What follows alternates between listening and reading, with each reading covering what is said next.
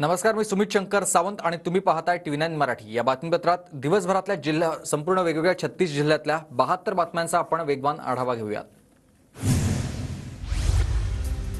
विशाल पाटलांना उमेदवारी न मिळाल्यानं सांगलीमध्ये काँग्रेस कार्यकर्ते आक्रमक झालेत। विशाल पाटलांच्या कार्यालयासमोर काँग्रेस कार्यकर्त्यांची घोषणाबाजी।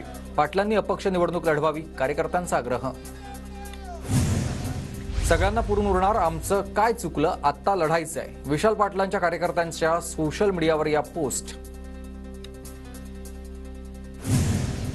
काँग्रेसच्या भूमिकेबाबत उद्या काँग्रेस नेत्यांची बैठक। महाविकास आघाडीचा निर्णय जनसामान्यांच्या विरोधातला।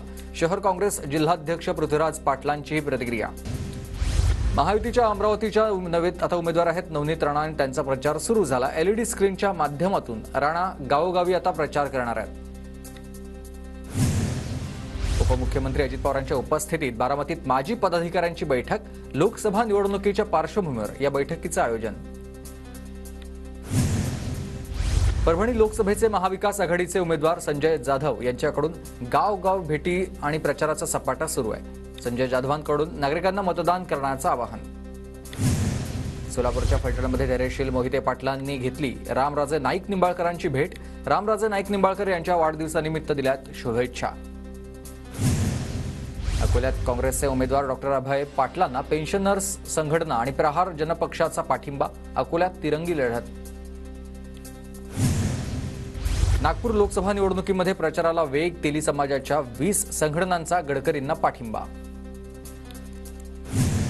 तर या निवडणुकीत मला अपयश आले तर मी राजकारण सोडून दिल्लीत वकिली करेन। भाजपचे बंडखोर नेते अपक्ष उमेदवार ॲडव्होकेट शिवाजीराव जाधव यांची प्रतिक्रिया। नंदुरबारच्या भाजप उमेदवार हिना गावित यांच्याकडून मतदारसंघनिहाय बैठक। 10 वर्षात केलेल्या विकास कामांची माहिती मतदारांपर्यंत पोहोचवण्याचा हा प्रयत्न। परभणीमध्ये महादेव जानकरांकडून मुस्लिम बांधवांच्या भेटीगाठी। अजित पवार गटाच्या इफ्तार पार्टीत महायुतीच्या पदाधिकाऱ्यांची उपस्थिती। निवडणुकीच्या तोंडावर परभणीत इफ्तार पार्टीत नेत्यांची रेलचेल। परभणी लोकसभेचे ठाकरे गटाचे उमेदवार संजय जाधव यांची इफ्तार पार्टीला उपस्थिती। कोल्हापूरमध्ये गुढीपाडव्याच्या मुहूर्तावर महायुतीचे उमेदवार संजय मंडलिक यांच्या प्रचार कार्यालयाचं उद्घाटन सोहळ्याला बडा नेत्यांची हजेरी।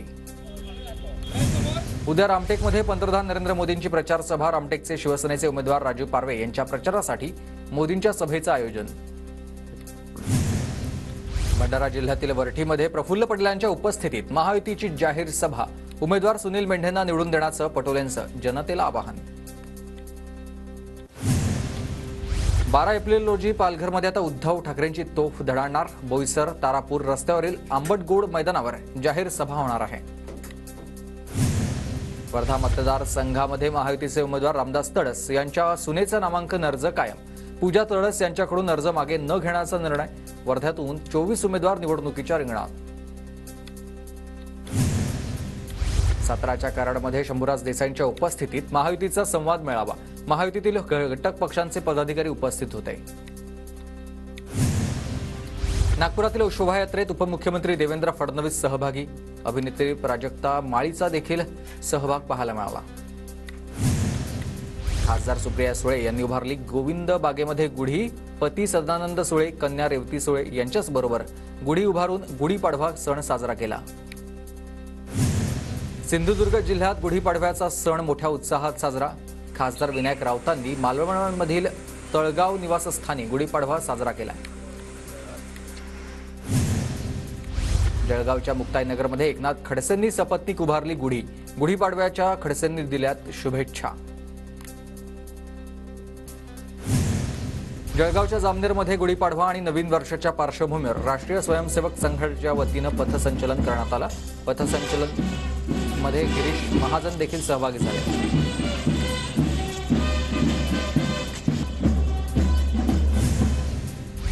नाशिकच्या चांदीच्या गणपती मंदिरात 1100 किलो द्राक्षांची आरास। गुढीपाडव्यानिमित्त गणपती मंदिरात भाविकांची गर्दी। पंढरपूरमध्ये विठ्ठल मंदिरात गुढीपाडव्याला ब्रह्मध्वज बदलण्याची परंपरा। विधिवत पूजा करत ब्रह्मध्वजाची उभारणी। साईबाबांच्या शिर्डीतही गुढीपाडव्याचा उत्साह। साईबाबांच्या मूर्तीला कोट्यवधी रुपयांच्या आभूषणांसह साखरेच्या गाठीची माळा परिधान। साई मंदिराच्या कळसावर श्रद्धा आणि सबुरीची गुढी।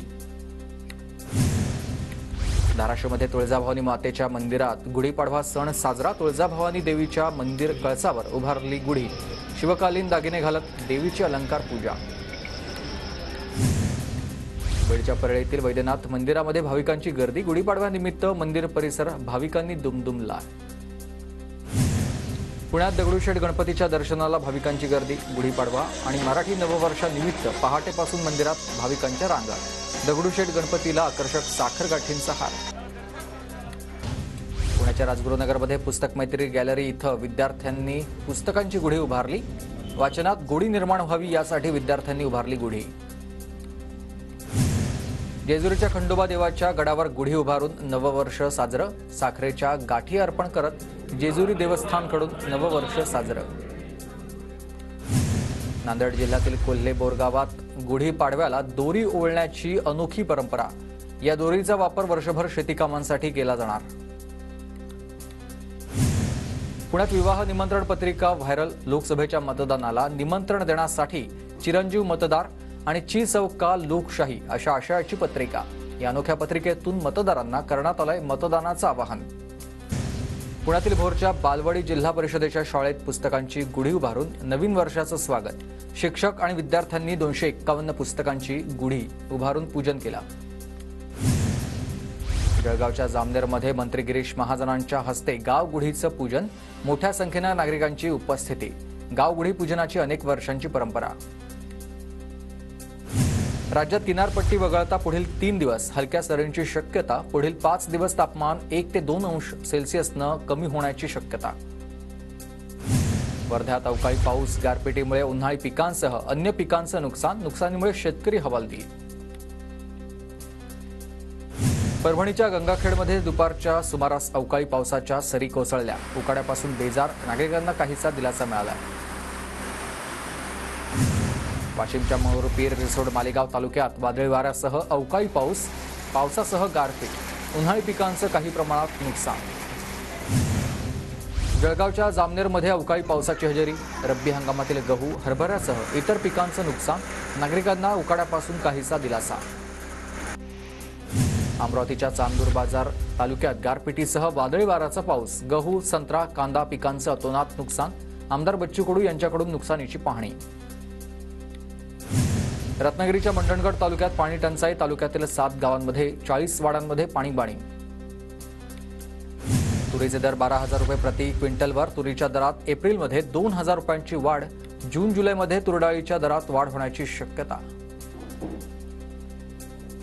नाशिकमध्ये व्यापारी आणि शेतकऱ्यांकडून कांदा लिलाव सुरू. शेतकऱ्यांचं नुकसान टाळण्यासाठी व्यापारी आणि शेतकऱ्यांचा निर्णय. उमराणा सटाणा नामपूर वणी गोलठाणा इथं बाजार समिती व्यतिरिक्त खासगी पद्धतीनं खरेदी विक्री.